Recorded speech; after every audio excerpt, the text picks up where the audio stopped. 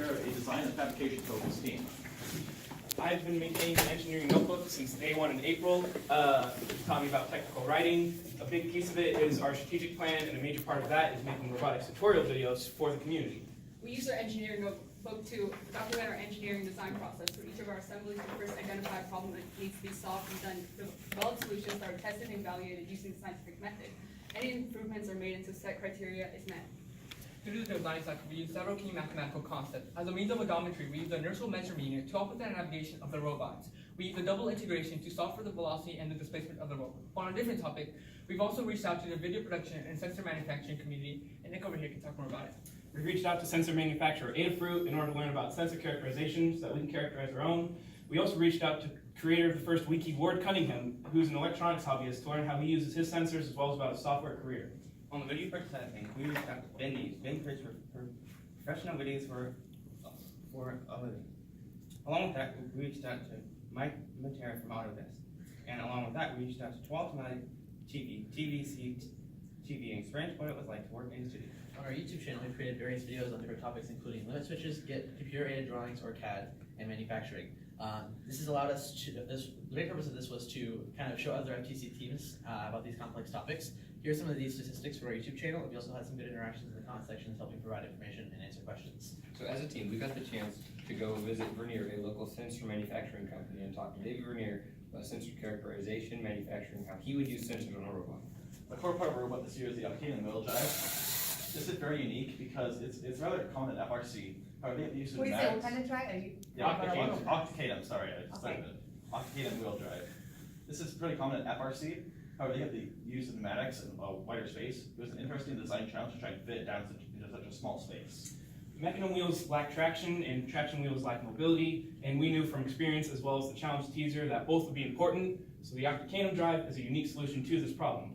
In action, you can see it aid our team's strategy by allowing us to drive into the crater during autonomous and endgame. Another key aspect of our robot is our use of sensors. We were inspired by the SpaceX rocket, which was able to launch into space and land on a floating platform.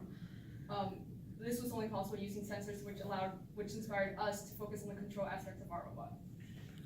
In the past, we've seen teams use mechanical wheel along with their encoders or a dead wheel to help with the navigation of the robot, but by design, they tend to slip or take up a lot of space. So we decided to use our own sensor, this mouse ball tracker, which really gave me the opportunity to learn how to use Fusion 360 and go through the engineering cycle. Finlay worked on building and designing the mouse wheel tracker. I worked on characterizing it. By running the mouse wheel tracker through controlled tests, we found that it runs in a linear pattern. Another feature we use is the limit switch. A limit switch is a simple yet powerful switch. It's used when you want your mechanical part to stop at a certain point. As Ethan was saying, we've characterized our various sensors to see how different variables affect them, and then adjust our code to compensate for these variables. We've also used event-driven programming, which allows us to do cool things such as memory replay, where we can record our actions in teleop and replay them in autonomous to have an overall more effective autonomous. So as a team, we came together to learn about and experience robotics as a career. However, a big key part of this is trust, and to build trust, we've done various activities such as human chairs, trust falls, and pizza eating competitions. And by the way, Ethan, I won last week. I won that one. Another way we foster team connectedness is by teaching each other how to use machines. For instance, I know how to use a CNC mill. Then I taught Ian, and then Ian and I taught Felix and Nick, and then we all taught Lynn together. By teaching each other how to use machines, we each became masters. On the topic of learning, I took classes at TVC TV to learn how to use their equipment and studio. And in the studio, we filmed prominent FIRST and STEM individuals and broadcast these to the Tualatin Valley community. And then through this, I've learned a lot about video production. I was actually brought into FIRST through the team's community outreach efforts beforehand, and I've had no experience in robotics, but since then I've learned a lot about manufacturing and design. As a team, we focus on design first philosophy, which means we use computer-aided drawing programs like Autodesk Fusion 360 to create designs that are modular, industrial, and easily machinable. As a team that uses non-traditional ways of fabricating our robot, this is really helpful in minimizing major manufacturing mistakes. With the permission of Senior Rats, we were actually able to pick up the entire evening in our local Ace Hardware store, filming a video teaching new teams non-traditional ways of building a robot by using raw material to create their own custom parts. However, at the end, we did find a lot of difficulty in leaving almost half of the footage in the cutting room floor. Being new to programming, I learned a lot this year. I learned how important debugging is to load placing a problem. Along with that, I learned that the prototyping board is a very useful tool. Basically, it's an easy way to test the key components of a robot without actually having to build a physical robot. On the FTC forums and subreddit, we reached out to various people to help answer questions and provide more information. I also manage the team's Facebook page, which we use to reach out to people who may not know what FIRST is and explain to kind of get them into FIRST. Managing this page actually taught me a lot about using Facebook for this kind of purpose before, since I never really used it for doing this kind of thing before. One of the hardest parts when designing custom robot parts is bottlenecks, which is where I've taken on the challenge of process engineering, where you look at all of your different resources, including time, and you design the best plan to fabricate and fabricate and manufacture all of your parts quickly and efficiently. But throughout all of this, it is important to us that we maintain a safe work environment. But wearing safety glasses alone isn't enough. You must always be thinking about how you can be safe. A new addition to our robot is the arm. This swings back and forth collecting minerals from the lander, or from the crater, and storing them into the lander. This is really quick because it's a lightweight, so it's easy to go back and forth and easily store minerals. Sorry, excuse me.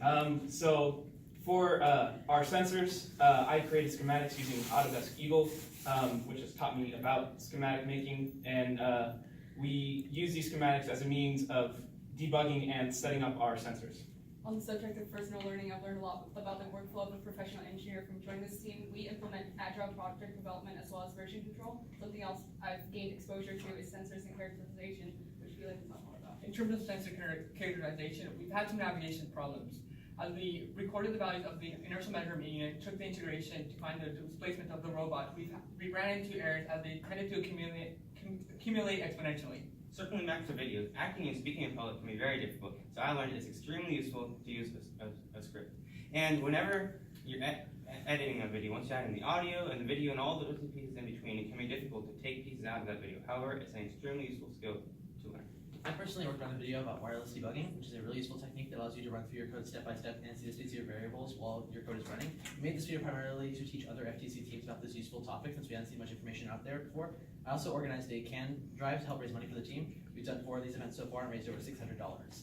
So as a team, back before the season started, we helped host the Hill High kickoff event. And since then, we've gone back to Hill High regularly to help mentor teams there, FTC teams, in things such as CAD, engineering notebook, and programming. A core part of our manufacturing effort is the concept of machinability. Essentially, how do you design something so it's quick to machine? This is important because we've only got one CNC mill, so the quicker things can get through there, the better. A cornerstone of our robot is the eye resistance sensors. These sweep back and forth on the field, allowing us to see obstacles and avoid them in autonomous. We also use them to align to the wall in autonomous. As far as recruiting for our team goes, we brought in Lynn from the Hill High Kickoff, as well as new mentors into FIRST, and our recruiting efforts inspired other people to join FTC teams. But beyond that, we've also inspired people locally in the Portland metro area to go into FIRST through our TVC TV interviews, which were broadcasted on Xfinity and Frontier. Yeah. Internationally, we've also reached out to the maker community through the creation of Instructables, some of which were translated in Spanish and Vietnamese, as well as through our YouTube videos. And these things are very important to us because as a team of mostly seniors, we want to make sure we leave a legacy behind when we move on from FIRST. At Qualifiers, we had a dissension system based around using surgical tubing to counteract gravity and dampen impact. However, we soon realized that it did not have enough draw on the surgical tubing, and with our current design, we've added what is essentially a block and tackle based on the cams of a compound bow. Not only does this give us enough draw, but also a unique force distance curve that makes it easier to delatch. We've done a lot of work with unit testing, which allowed us to test our code without the use of the robot. Currently, we're around 50% code coverage, and this has helped us find bugs that may not appear when just testing normally with the robot, and has sped up the development process due to allowing us to test faster without having to set up the robot for testing. While making a lot of our robot parts custom, we also decided to make our wiring custom as well. By using a special NASA splicing technique that allows us to make the lengths of our wires as short or as long as we need them without harming the structural integrity of the wire. So, I know that one of the most memorable experiences in robotics for me was the development of the Mascot Tracker. As someone who came in knowing absolutely nothing about engineering, designing, fabrication, it took me months to finally create this early version of the Mascot Tracker, only to find out at the end that the axles had to be midway tangent to the ball to function properly. I remember feeling so devastated, but regardless though, after constant practicing of our engineering skills, through designing and redesigning several key components of our robots, we have all become awesome engineers to the point where I was easily able to completely redesign this, as you can see here in the front, the Mascot Tracker, and make sure its functionality actually works. Thank you, judges. What does the Mascot Tracker do? So with the Mascot Tracker, it helps us find out the position of the of the robot through a ball and 2 axles that lay upon it, tangent to the ball. And as the ball rolls around the field, it gives us the position, like these old math balls.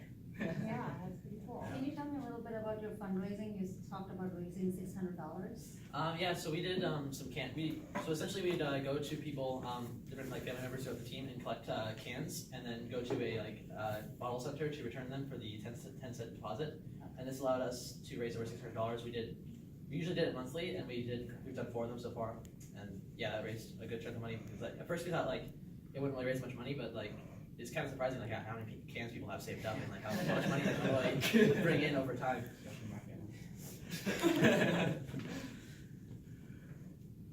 What about for robot safety? How safe is your robot?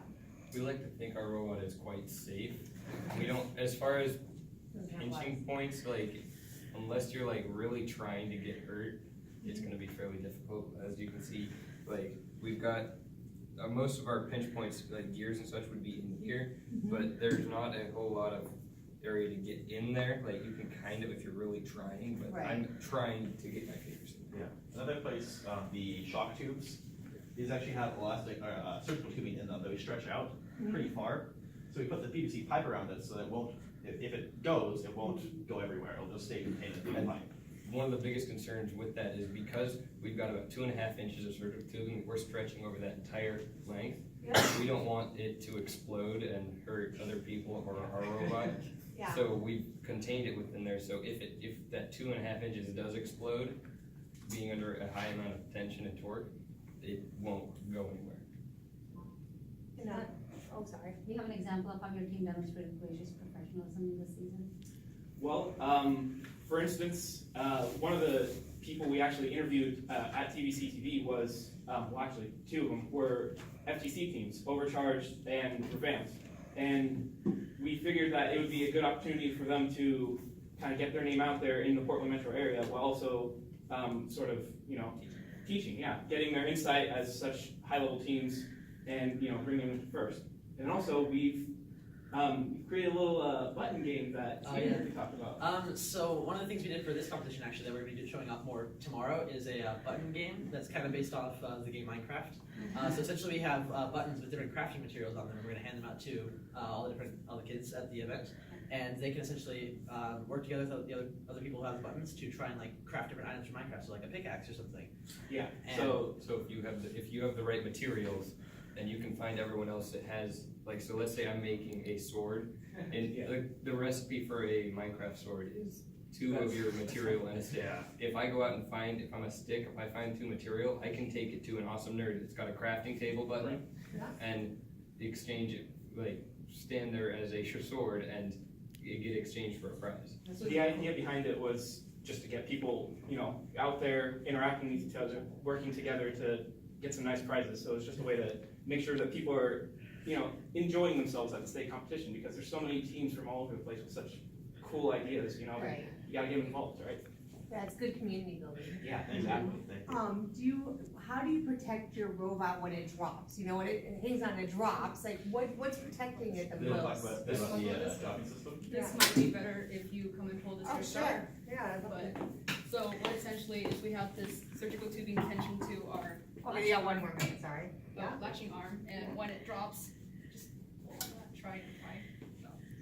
Oh, wow. Just quite a bit of force to lift it up. Pull it up that way. Yeah. It doesn't pull, but Then pull. But at the Yeah. And it gets easier, and that's what allows us to latch. Yeah, Oh, just nice. like a compound bow. That's Yeah, That's the awesome. inner system here is all based on compound bow. So it's really cool at the end.